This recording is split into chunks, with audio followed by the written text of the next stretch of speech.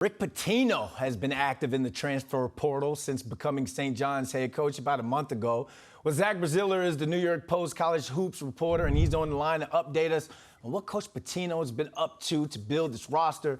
Zach, thanks for joining us. I think we're talking more about St. John's in this last month than I've talked to you since I took this job. But, hey, that's the Rick Pitino way.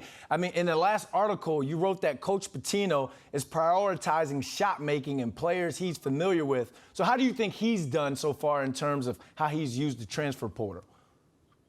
I think he's done okay. He's gotten some nice pieces. He got Naheem Aline from UConn, a really good 3-and-D player. He brought in one of his best players from Iona, Denise Jenkins. He was a second-team All-MAC player. He's brought in a few other guys, Sean Conway from VMI, Quinn Slazinski, another player from Iona, Cruz Davis, another Iona player. The 3-and-D guys all can shoot, who all kind of understand what it's like to play for him, which is nonstop intensity, defense, being able to hit threes. Now, they haven't landed that big fish yet. They lost Chris Ledlam, a Harvard transfer, to Tennessee. They lost TJ Bamba, a Washington State transfer from the Bronx, to Villanova. They're still in the mix with some pretty good names. They have a bunch of visits next week. So I think he's done well so far, but they clearly need to land a few difference makers with these last 5 scholarships they have left. It's almost like you can call them the Iona Red Storm now. And you mentioned that those 5 scholarships that are open and left. What type of players do you think that Coach Pitino could fill those spots with in terms of skill set wise? They're going to bring in 2 more guards and 3 wing/forwards. One of the guards they're prioritizing is Noah Thomason. He's a high-scoring guard from Niagara of the MAC. He averaged 19.5 points per game. He'll be visiting this week. Now, they're also after a big fish, Mackenzie Mbako. I'm pretty sure I butchered his name, but he was initially signed to Duke, top 10 high school player in the country. He decommitted when a few of the Duke kids came back, cutting down his playing time. St. John's is going after him.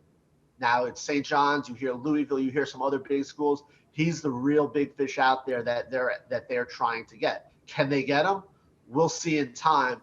But a player like this, you really didn't have a chance with if you're St. John's, if Rick Pitino wasn't your coach. So maybe he can open a door to land an elite player like that.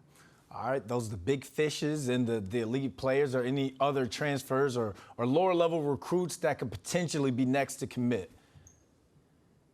I think Thomason is definitely a guy to keep your eye on. There's no question about it. They really like him. There's a senior wing, Glenn Taylor Jr. from Oregon State, who's supposed to be visiting soon. They haven't locked in a date yet. He's another guy to keep your eye on. RJ Luis, a transfer from UMass. They're also bringing in a 4-star shooter wing, Brady Dunlap. He'll be visiting this week. He's a high school kid. He was initially signed to Notre Dame before they parted ways with Mike Bray.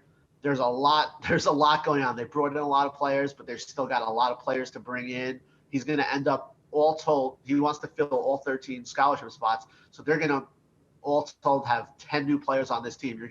You're going to need a roster sheet to be able to identify this team next year. Coach Pitino getting active, trying to turn this program around. Zach Braziller, thanks for joining us. Anytime.